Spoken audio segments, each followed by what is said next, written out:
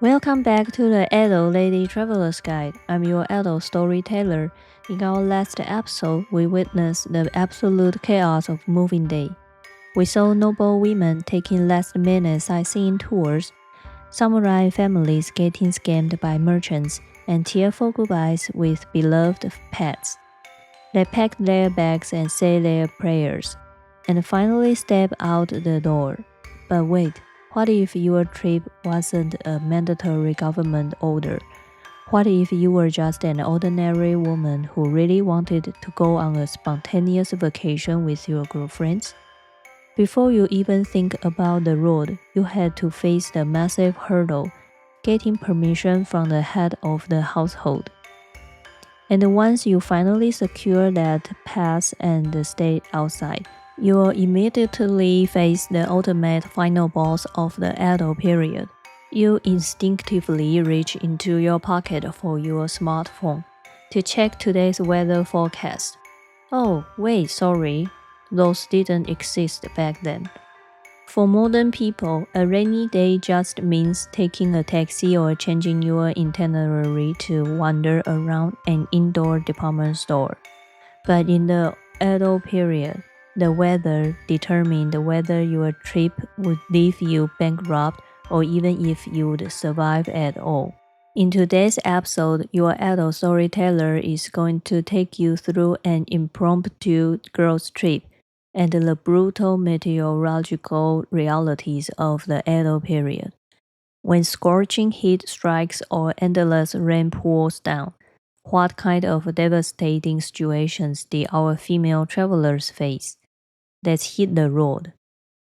After seeing the chaos of a noble family's move, let's look at how an ordinary commoner woman prepared for a trip. Our protagonist this time is Ito, the commoner woman we mentioned in a previous episode who waited forever at the Hakone checkpoint. Ito was actually a hidden hardcore travel enthusiast. She recalled in her diary that when she was about 16 or 17, she had traveled with an elder to places like Enoshima, Kamakura, and Kanazawa. The breathtaking spring scenery of Shichirigahama was deeply burned into her memory. After returning home, she would often reminisce about those landscapes by herself, even secretly wishing, if I ever get the chance, I really want to see the famous sites of Suma and Akashi. And just like that, the seed of travel was buried in her heart for a long time. Until one day, Ito went to visit her friend Hanajo and bumped into another girl from Kobikijo named Mio. Mio excitedly shared that she had just joined the Issei Daidaiko, which means an Edo-era community saving group organized specifically for pilgrimages to Issei Grand Shrine, and was preparing to travel with her son. But Mio had a huge problem. This pilgrimage group is almost entirely older men. It's going to be so awkward for me as a woman to mix in with them. Ito, can you please come with me? The friends around them also started chanting, pressuring Ito to agree. Of course, Ito wanted to go a million times over. A pilgrimage to Issei was her ultimate dream. But a married woman in Edo period couldn't just pack up and leave. She had to defeat the ultimate final boss, going home to ask permission from the head of a household, her husband. Ito hurried home, her heart pounding out of her chest as she discussed it with her husband. And guess what? Her husband was the absolute Edo period MVP. After hearing her out, not only was he not angry, but he fully supported her, saying, "That sounds like a wonderful travel companion. You should absolutely go." After getting her husband's stay pass, the giant rock in Ito's heart instantly lifted. Next came the theme of this episode, chaotic packing hell. Because the decision was so sudden, Ito wrote in her diary that even she found her own frantic packing hilarious. After stuffing her essentials, coins, and travel medicines into her bundle, all that was left was counting down the days on her fingers, full of excitement for departure day. From Ito's story, we can see that for an adult woman to travel far, aside from securing rigid permits and packing minimalist luggage, family support behind the scenes was the true key to make the trip happen. So the bags are packed, the husband has given his blessing, and our adult ladies have finally stepped out of their homes, full of excitement. But as soon as they walk out the door, they run straight into their first invisible enemy, the unpredictable adult weather. And if they happen to be traveling during the hotter months, they are in for a brutal awakening. First, let's talk about summer.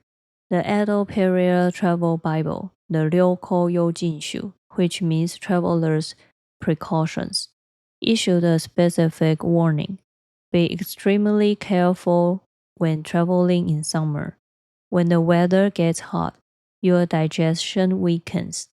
The guide advises that you shouldn't eat too much of unfamiliar fish, poultry, shellfish, or even bamboo shoots, melons, watermelon, mochi, mushrooms, and red bean rice. Getting food poisoning from an upset stomach in summer often leads to heat stroke, which is pure hell on the road. Because the summer heat was so terrifying, drinking plenty of water and carrying medicine were incredibly important. Otowako, a samurai's wife, described the sweltering heat of her journey in her diary. The heat was scorching, and there wasn't a speck of shade around. Just then, catching sight of a shade of a trip up ahead, I hurried toward it. Just like modern people trying to walk on the shady side of the street on a hot day, people in Edo period also thought up all sorts of ways to beat the heat. Doesn't that feel incredibly relatable? The most agonizing part of summer is thirsty. The guidebook has strict rules. You will often want to drink water due to thirsty during summer travels, but you must choose clean water, even if it's an old pond or a mountain spring. If it's perfectly clear but completely still, which means stagnant water, you absolutely must not drink it. It was recommended to swallow the water with golai-san, which is an herbal medicine, or spices like pepper and sansho, which were used to dispel bad air and the dampness from the mountains. So, what if you were unbearably thirsty? Otowako left an interesting record in her diary. She wrote, "Not a cloud in the sky. Just when the heat felt unbearable, an ice vendor happened to pass by, and everyone happily bought some to cool down." But as the Edo storyteller, I need to drop a little historical trivia here. According to the Morisada Manko, a late Edo period cultural encyclopedia, what vendors sold by the roadside in summer was actually cold water, chilled well water mixed with white sugar and sticky rice dumplings. Before Emperor Meiji popularized natural snow ice, real ice was strictly reserved for the imperial family and the nobility. Commoners couldn't get their hands on it. So the ice vendor Otowako encountered was either an impossibly rare occurrence or simply an incredible peddler selling exceptionally cold sugar water. If there were no vendors, Your only option was to find a well. Otowako wrote that she once asked her servant, Sokiji, to fetch well water. Using his countryside habit of drawing from deep wells, Sokiji poured up a bucket full of pure mud. Furiously, he cursed, "What the devil!" which made everyone roar with laughter. Otowako helplessly noted he confused the deep wells of the mountains with the shallow wells here. But we all had a good laugh. Our spirits lifted, and somehow we weren't as thirsty anymore. In stark contrast, the noblewoman Zhu Xingying wasn't so lucky. In her diary, she noted that since there was a well at a certain spot during her previous visit, she went to ask for water. They were told it was under construction and were led past the carpenters. We walked through the construction site and the place they pointed to didn't even have a door. It was just a hole in the ground. Feeling helpless, I took the lead and went inside. I asked, "Is there water?" And they said no. I replied, "How can there be absolutely no water at all? Just give me a little." Reluctantly, they drew some water from a well with a bucket. Without even a ladle, we drank straight from the bucket. Simply put, Zhu Xingying was so thirsty she barged into a construction site begging for water and drank straight out of a bucket because there wasn't even a ladle. This was the brutal test Mother Nature gave to travelers. Precisely because the weather detected whether they could travel and whether they could see beautiful sights. All of these women's diaries prominently feature the weather of the day.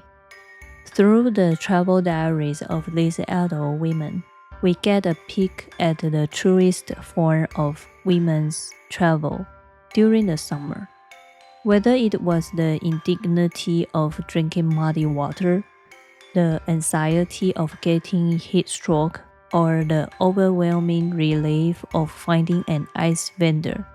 These unknowns, dictated by the weather, ultimately become the most brilliant memories of their journeys. Perhaps that is the greatest joy of an Edo period women's trip.